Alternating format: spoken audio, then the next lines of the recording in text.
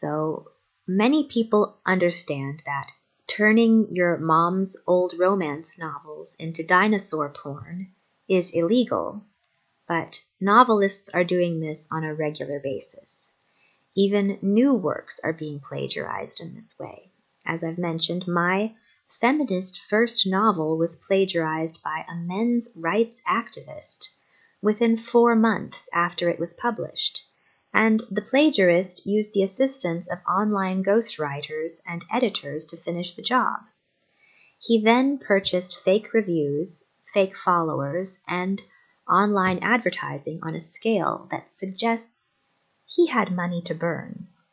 He even created fake websites that interviewed him. It is fascinating how much of a digital trail self-publishing thieves like him leave behind. That's not to say that plagiarism doesn't ever make it through major publishing houses today. Consider the 1970s novel Shogun by James Clavell. It is a classic, and it required many years of research, painstaking construction, and meticulous attention to detail. Today, you might find an author who visited Japan once, read Shogun while he was there, and then wrote his own dumbed-down version of Shogun for a modern audience that likes fewer side plots, less nuanced characters, and more gratuitous violence. That author probably genuinely believes that he is a creative genius, even though all of the historical research and some of the more striking passages came directly from Clavell. James Clavell is dead, so only his heirs would care about such a crime. But suppose that shortly after Harry Potter was first published, a copycat used online freelancing services to rapidly produce a similar story, while claiming that he's never heard of Harry Potter before. He says he didn't infringe on Harry Potter's copyright because he believes that there are no new stories, and his work is different because it is 2/3 as long as Harry Potter. In addition, his protagonist is addicted to porn, he doesn't play Quidditch, and he doesn't have many friends. While such an update might bring the character in line with present-day trends, is that legal? I don't think so. Unique plots matter. The story of plagiarism might be an old one, but the internet has increased the speed and frequency with which the story repeats today, and this has big impacts on the culture of publishing. Just as citizen journalists and fake news have depressed the income of professional journalists, the explosion of self-published novelists has depressed the income of fiction writers. Even if you don't care if professional writers get paid, you should be concerned that the internet has increased the production of rehashed fiction and news while drowning out illuminating, transformative work that helps us make sense of the world today. In the past, people would subscribe to magazines for illuminating content curated by an editor. Today, we get content tailored to us by an algorithm, and this is the reason that porn in old Playboy magazines looks classy in comparison to the stuff available on the internet today. We could blame readers for bad taste, or we could consider that writers respond to the demands of the algorithm by producing more sensational content more frequently. Algorithms that penalize sensationalism, like that of Y Combinator, offer a light in the darkness for those searching for useful information about their world. When authors can't keep the required pace in a race against darkness, they outsource their work to ghostwriters, and this opens up a Pandora's box of copyright issues. What if a plagiarist used an online ghostwriting service to help finish his adaptation 4 months after the original book came out? Did the ghostwriter commit a crime? Did the online service commit a crime? One ghostwriter believes that 50% of the books on Amazon KDP are ghostwritten, most often by cheap page fillers for whom English is a second language. The numbers back up this assessment because 10 years ago, there were only 250,000 books being published per year, and today there are 1 million. Yet the number of authors in the US has not increased over the same time frame. This can only be explained if individual authors are increasing their output by plagiarizing or outsourcing their writing to ghostwriters from other countries. This is a cultural crisis because fiction writers serve an important social function. They help us define ourselves, and when the world is awash with technological transformation, we need that lightning strike reality check from new fiction more than ever. Instead, we are flooded with static from profit-seeking partnerships between foreign ghostwriters and attention-hungry or money-laundering self-publishers. The signal is getting lost in the noise, and this has real consequences for our minds. Did you hate the final season of Game of Thrones? Now you know why. The job of writing has been chopped up and outsourced to myopic ghostwriters who have been trained to deliver modular good guy, bad guy fiction with a set formula. George R.R. Martin, of Game of Thrones fame, stood out from that crowd because he created a story in which the world drove the characters instead of the other way around. Audiences responded because he told us something about how the world works on a meta level. But when Hollywood scriptwriters took over his story for the final season, they brought it down to the formulaic, myopic, micro level. Audiences found the result cliched. Clichés are a sign that we detect an uncanny falseness in the image we are shown, and while ghostwriting delivers one form of falseness, the most extreme form of falseness in fiction is plagiarism. Who is telling the story matters, both to the reader and, of course, to the original author. On the internet, falseness extends to book reviews, claims of being a best-selling author, and social media profiles loaded with fake followers. Whereas my book got 5 very nice reviews from people I've never met, my plagiarist's book got 50 reviews, all glowing and echoing his marketing slogans. One of the reviewers was named Tulip and appeared to have reviewed every Amazon product in existence, with 5 stars. I also found the plagiarist's book on an Australian site called Booktopia, and saw 3 reviews which had the same text as some of the Amazon reviews. The reviewers on the Australian bookshop website were from the US, Kuala Lumpur, and Turkey, not a typical Australian clientele. If you give certain advertising services your cash, they will give you a chorus of fake online praise. Perhaps my plagiarist did not know that Amazon sometimes sues those who use or provide fake reviews. My plagiarist also claimed to have many reviews on news sites. His book was given a glowing review on Medium by a man with a foreign account who advertised essential e-commerce tactics to boost your business.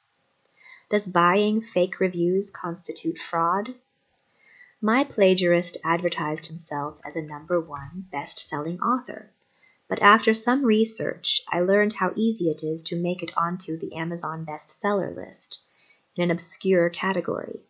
One author got a #1 bestseller ranking for a book that included nothing more than a picture of his foot.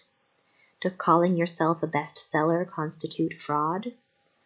Fake authors and fake reviews on Amazon are, perhaps, no surprise, but how easy is it to become a fake influencer? I watched my plagiarist's number of Twitter followers go from 25,000 to 90,000 over the course of a couple of weeks, and when I compared his number of followers to those of a truly famous author like Anne Rice, who is far more active on Twitter and who has 180,000 followers, His numbers made no sense until I saw a reporter demonstrate that after paying a service 200 euros, he could make his Instagram account go from 1,000 followers to 24,000 followers within 2 weeks. He was even offered 2,900 euros by several companies that wanted him to help market their products. Half of the followers came from a bot that went around following others and asking them to follow him, and who knows how many of those were bots as well. On Twitter or Instagram, fake followers improve your image and don't hurt the distribution of your words. But on sites like Medium or Quora, if a fake follower doesn't interact with your content, scrolling through all of the text and liking, that counts against you and prevents your content from being distributed more widely. If you don't like what someone else is writing, you could spend $20 and get their account spammed with fake followers who produce downvotes or click patterns indicative of a lack of interest, effectively preventing their words from spreading in an automated war of ideas. This clearly distorts the message delivered to readers, but damage is also done to writers when they are preyed upon by marketing services which use questionable methods and metrics of success. A writer might be motivated to produce more content through the illusion that people are following them, or they might be seduced by an email from a freelancing and marketing site entitled, "We will make you a rock star." As the sales rep for online marketing tools, such companies may not know or need to know the dirty work behind the scenes. But this leads to the question, is a middleman for fraudulent or illegal activity liable in any way? It used to be that such a narcissism-enabling role was filled by a Rasputin or a Svengali. Today, the character is AI and corporate. If a quarter of Twitter accounts are dormant accounts of real people and half are bots, that means only a quarter of Twitter users are real, live, active users. For people using Twitter for business and personal purposes, multiple accounts would be expected, and that means that perhaps only 20% of accounts represent a single individual who might be influenced politically or commercially. With this estimate, 60 million accounts represent real advertising targets, and if you are only interested in English-speaking countries, then your potential audience may only be 20 million people. How much money and energy are companies dumping into reaching those 20 million people? Since Twitter's yearly revenue is between $2 and $3 billion, that is as much as $50 per potential customer on average. And that doesn't count what people are spending to purchase fake followers and bots. If only English-speaking customers are targeted by Twitter ads, that means that $150 is being spent to grab the attention of each customer each year. Of course, one shouldn't discount the non-English-speaking population. If military interests are trying to influence other countries, perhaps spending $50 per person is a worthwhile propaganda investment. Bombs are expensive. In any case, there is a major disconnect between reality and the promise of online advertising vendors. Twitter's official statement to Congress was that they believed only 5% of their accounts were bots. In this new internet economy, advertising companies pay the pirates for their content. The pirates use freelancing sites to manufacture and market more content. The online publishers distribute it to an audience of bots, and the DMCA takedown companies send their bots off in search of copyrighted material. It is only $29.99 per month to have a service scan the web for your words. But who knows how trustworthy such services really are? My guess is that the bubble in 1999 was nothing compared to this hot air balloon. The disconnect between reality and the mirror provided to us by media is causing an inflated sense of expectation.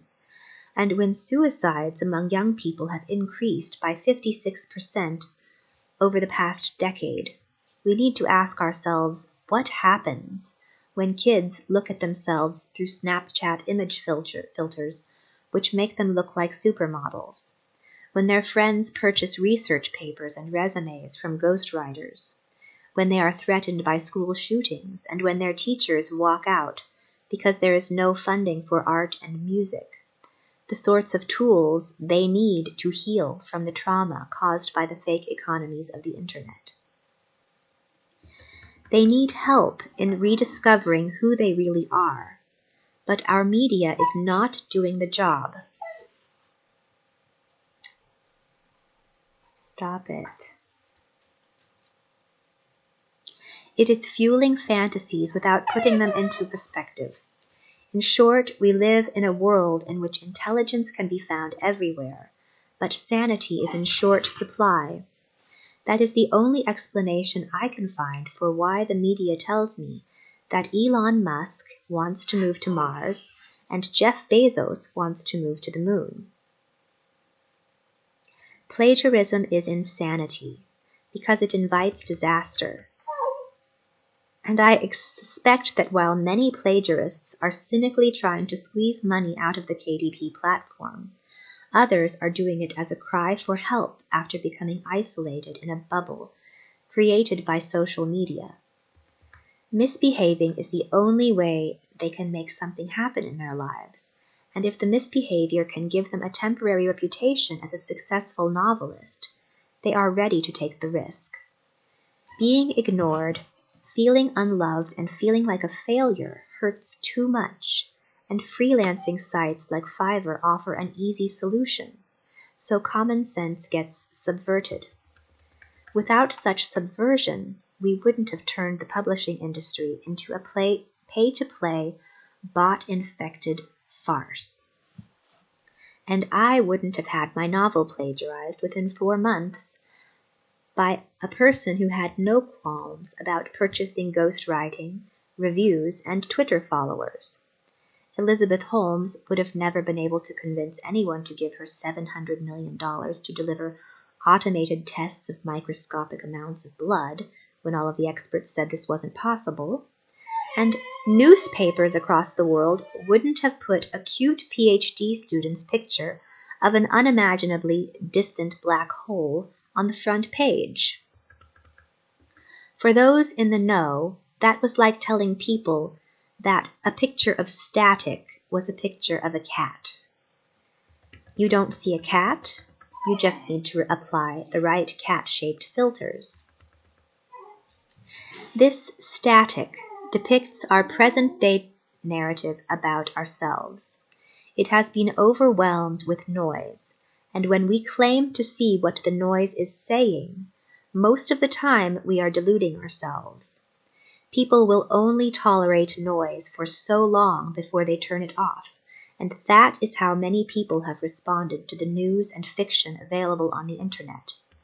People are reading less because what is available is noise.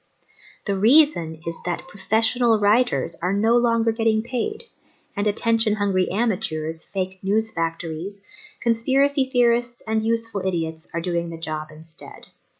Do you not like the quality of this article? Guess what? I'm an amateur, and I won't be paid for this. I'm only telling this story because I want people to read my books, and I want to find out if my plagiarist got a hold of my manuscript before or after I put it on Amazon. Stories like mine are enough to make any writer paranoid about a seedy world of slush pile mining among literary agencies, beta reading communities, and publishers. Hopeful authors send their manuscripts off, and they are stolen, revamped, repackaged, and published without the original author's knowledge. If the book is successful, it may rise above the noise and become a victim of its own success.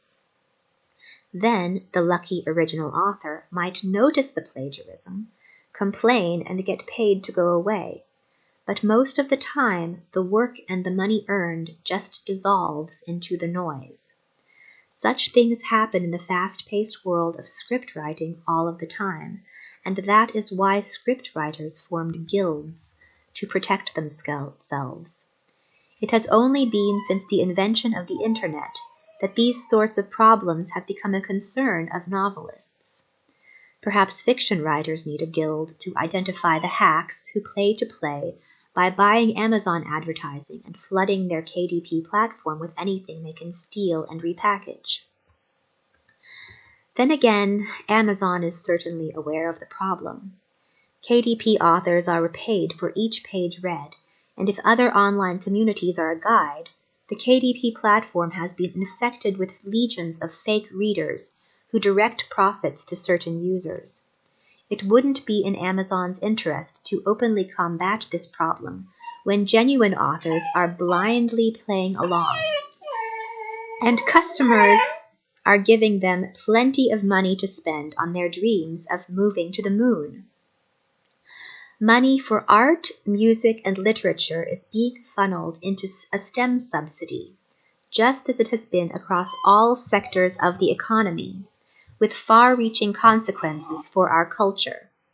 It used to be that the mad men of Madison Avenue would tell us who we are, but with a globalized literary entertainment advertising machine, we are being told who we are by foreign ghostwriters who feed online platforms with plagiarized or subversive material.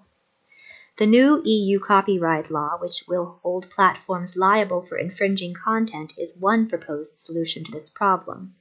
I have a few alternative ideas. Writers' guilds could be created to vet authors and combat plagiarism. If a writer is in a guild, Amazon might fast-track their publication. All authors should be limited to publishing one book per year. More than that dramatically increases the likelihood that they are farming content. Book length should be limited to prevent stuffing. We want quality over quantity. Authors who are not in a guild should not be able to immediately profit from their work. When they submit, their work should be placed in a review state during which a community can evaluate it for plagiarism. Basically, my idea is to slow down the self-publication process and make sure that authors are identifiable. Amazon's Top D-Day book was recently called out for what looked like made-up historical quotes, and when the newspaper tried to find out who the author was, they couldn't. People shouldn't be able to publish anonymously, but we shouldn't make it easy for anonymous authors to plagiarize and profit from it. I can't find the person who plagiarized my novel. When I contacted him, he blocked me from his social media accounts. He might be a real person or using a pen name. He might be a she. This is all very ironic because the protagonist of my novel suffered from similar uncertainty about the identity of her tormentor. My novel is about techno-social evolution, and electronic plagiarism is a perfect avatar for the story. This feels like life imitating art, or like catching a glimpse of a game I've been playing blindfolded. Not only is there no transparency in ebook authorship, there is no transparency in billing. If you are an author of a print-on-demand book and you ask a vendor like Amazon for a purchase ID number with which you could audit their system and check that the purchases of your books are actually being recorded, or that books which are being resold through their used book system are not coming directly from a counterfeit print-on-demand producer, you can't get one. Amazon says purchase ID numbers are proprietary information. You have to trust the system. After my experience with self-publishing, I don't trust the system at all. Then again, I represent just 1 out of 1 million books being published per year in the US alone. From a larger perspective, my book is 1 out of 130 million books in existence in the world. For my book to break through that amount of noise would take a lightning strike of historic proportions. Worldwide, at any given moment, 1 in every 1,000 people is writing a book that will be published. If you exclude all people who are living on less than $10 a day, then using an estimate of 1 book per person, 1 in every 100 people is going to publish a book. Even if you are better than 99% of the other authors you see in the slush pile, you still only have 1 chance in 10,000 to be read widely, and 1 chance in 100 to experience a reasonable amount of success. On top of this, the internet increasingly tilts the literary battleground for our thoughts towards those who are willing to engage in theft and fraud. The book I wrote starts with a video job interview in a big, bad, brave new world. The protagonist's work is pointless, and she spends all of her time talking with AIs or with herself until she is fired. She then becomes destitute and is paid to destroy plutocrats' property. When she leaves the city, she sees another version of herself attacked and eaten by beasts. Unable to communicate, she literally and figuratively eats fruit from the tree of knowledge and gazes into a new sort of mirror which is responsible for the deaths of most of the people in the city. Because she survives her look into the mirror, she is turned into a messiah and finds out what happened to her absent father. The mysterious person who had been guiding her life tells her that he is obsessed with her because he learns from her struggles. She runs away from him, and so on. In my book, the girl was named Alex. And in the book my plagiarist published only 4 months later, the girl was named Renee. The main difference between the characters is that I gave Alex dignity despite adversity, whereas the author of Renee delighted in her degradation. He depicts her getting ridden by an alpha male at the end of his book. We used to have a publishing industry that had dignity despite adversity. But with editors replaced by algorithms, this is no longer the case. Clickbait, fraud, plagiarism, and noise rule the day, with impacts on our culture that only become clear in hindsight. Noise drowns out the voices that need to be heard. Noise lulls us to sleep while immigrant children are stolen from their parents and collected in internment camps. In a way, the history of music explains our present-day noise. It is a sort of zooming in process, starting back at the dawn of the Enlightenment, when music was about everything. It was epic, and it depicted the world as a whole. Then the Romantic era began, and the music sang the songs of the individual soul. The joy, the despair, the currents of mood flowed in sweeping melodies. Then the world wars started, and the music became focused even further, with syncopated clinks of the keys depicting the zips and zaps of current within our minds, described by scientists. The meaning could not be deciphered, but it depicted an aspect of ourselves. After the world wars, the music got louder. If you take the words away, you have the banging and booming sounds, the rock and the roll of abstraction, which has evolved into the pulsing heartbeat of electronica and a cacophony of white noise. This is the song of our dark age, but there are hints of a new enlightenment dawning. We are emerging from an intellectual bottleneck, which will select new, epic songs to describe the world as a whole.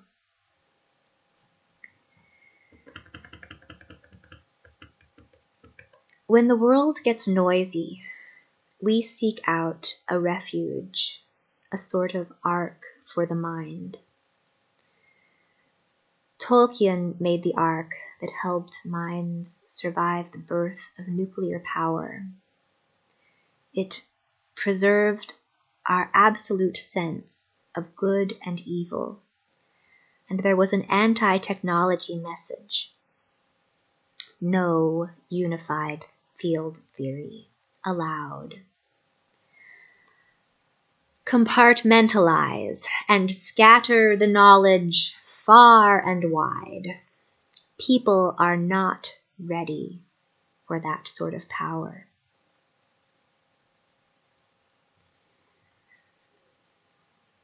Star Trek was the ark that helped minds survive the birth of the computer. It preserved our hope that technology would give our lives meaning. To boldly go where no man has gone before. Let's ignore the fact that this boldness caused us to poison ourselves with neurotoxic triclosan and overexposure to cheap thrills, entertainment for years and years.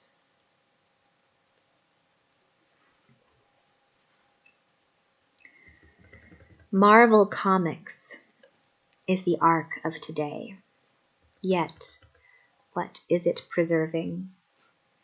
It tells us that there are real bad guys out there who need to be defeated, and heroes are required.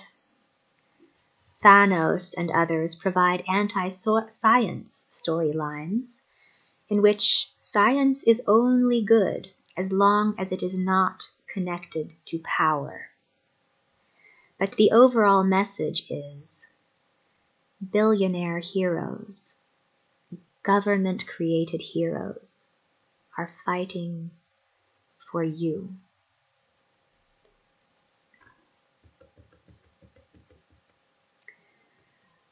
What would you put into your mental ark?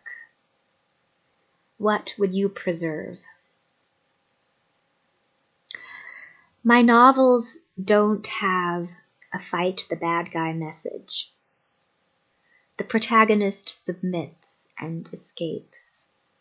She doesn't chase the bad guy.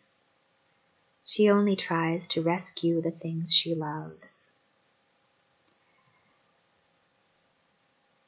Eventually, the bad guy calms down and stops causing so much destruction. His destructive impulses were driven by loveless, unsatisfied curiosity. The good in my world is the opposite of to boldly go where no man has gone before. In my story, eating from the tree of knowledge either caused a person to kill himself or it made him evil because he hated what he saw in the mirror. But my protagonist survived her look at herself because she didn't have such ridiculous expectations. She served as an example for the bad guy, and he became good. I think this message can help people, and that is why I wrote the books. So I shouldn't be bothered if the message is stolen and copied. I have a roof over my head, and I am not starving. The important thing is to help people rise above the noise so that they can focus on fixing the problems in their communities. But even here on the internet, on Quora, on WordPress, on Medium, on all of these different platforms, I cannot get this article distributed. I've contacted like 20 different online news magazines and tried to formulate these words in a commercial form, but I was completely ignored. Every place I looked, every place I asked people to distribute this.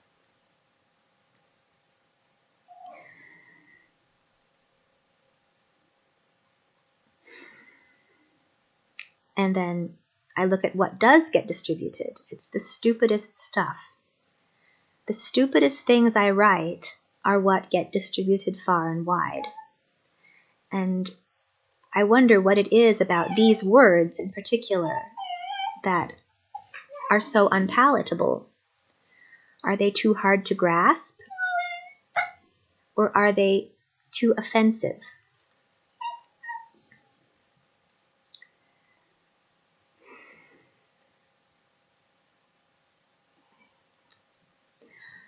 George Orwell envisioned the thought police as an officially sanctioned... I'm almost done. Oh, God, I'm almost done, doggy. George Orwell envisioned the thought police as an officially sanctioned group of people, like moderators. But today we know that the thought police live within all of us. We are our own worst enemies. We all want to be accepted, and so we try to like and dislike the things that will make us acceptable. Fear is at the heart of this behavior, and we are all cowards. When people are mean, or when they turn a blind eye to meanness, the cause is usually fear, and it is easy to have compassion for fear. But certain occupations are not right for cowards.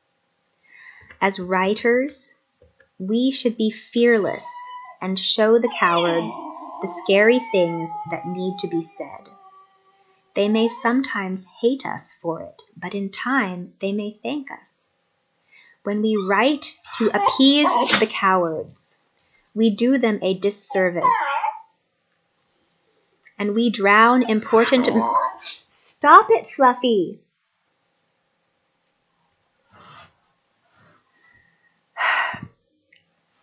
We tell cowards, don't know. We drown. When we write to appease the cowards, we do them a disservice. Get out. And we drown important messages with our noise. We tell cowards it is okay to turn a blind eye to injustice and reality. We tell them it is okay to live in a fantasy world when people are suffering right before their eyes. This is not okay. There is a moral aspect to the choice to become a writer and to the choice to become a dog owner.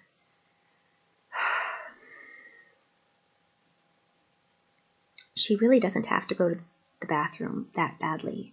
She just went 2 hours ago. Okay. When I look at the virtue signaling reactions that online communities have, I see people rewarding the cowardly stories that avoid controversy but don't tell us anything new. They know that will make them look like good, non-offensive people, innocuous, non-threatening. This is why mindless clickbait has become the song and scourge of our age. Editors, curators, and tastemakers who were selected for their courage and good sense have been taken out of the loop and replaced by majority rule algorithms that feed the fear and vanity of the lowest common denominators. By flattening the hierarchy, we flattened our knowledge base and put experts on equal footing with know-nothings. As much as I hate the inefficiencies and injustices that arise in a hierarchy, the structure does serve a useful filtering purpose, so that group-thinking idiots don't end up making critical decisions. The mini-series Chernobyl illustrated this when a physicist went to the mayor to insist that everyone be given iodine tablets and to evacuate. The mayor refuses because that wasn't what the party or the group decided. This post is a wake-up call, and people like the mayor of Pripyat hate that sort of thing. They would rather keep living as though everything is the way it has always been. They would rather not know about poison raining down from the skies. When I use hard language, I know it will offend cowards, those who deliberately misinterpret meanings in order to make someone else look bad, or those who derive a sense of power from finding fault. But it will inspire the brave.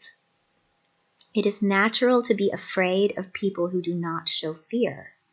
They are dangerous to themselves and others, but they are often the only people who have any chance against the noise produced by the thought police, the cowards. I sincerely believe that if you aren't going to be fearless, you shouldn't be writing. You are just making noise and drowning out the signal that will help reduce suffering. That statement will be offensive to some writers, but I don't think there is anything wrong with it. To be offensive is to attack, and a writer should attack the page with a passionate message that must be heard. I think we should take that word back from the thought police and use it with pride. I am offensive! Perhaps that is the reason that no one will ever hear about or buy or read my books. Perhaps the only message that will ever be heard will be that of my plagiarist. And maybe that is okay with many readers. Other readers may object because they believe audiences have a right to the truth. Fiction is produced through a uniquely organic process which is tied to the experiences of the original author. And when a plagiarist poses as the original author, the audience has been fed a lie. Although the new EU copyright law is designed to prevent plagiarism and to reduce the noise produced on the internet, many people do not like this development. Then again, many people enjoy being surrounded by noise, but that does not mean it is good for them. There are books that will help kids make sense of their world and give them the courage to do what needs to be done to keep the peace when the noise gets too loud. This is why I started writing, and plagiarism does not change that at all. It just makes it harder to be heard. So I would like to thank you for listening to this extremely long post, and I hope you forward it to the sorts of people who need to hear these things. perhaps other writers. And I hope that it helped give you a sense of peace and a sense of meaning, that you know what's going on in the world and that you're part of it and that you can do something. You can do something good to help change things for the better. So with that, thank you and have a nice day, evening, wherever you are.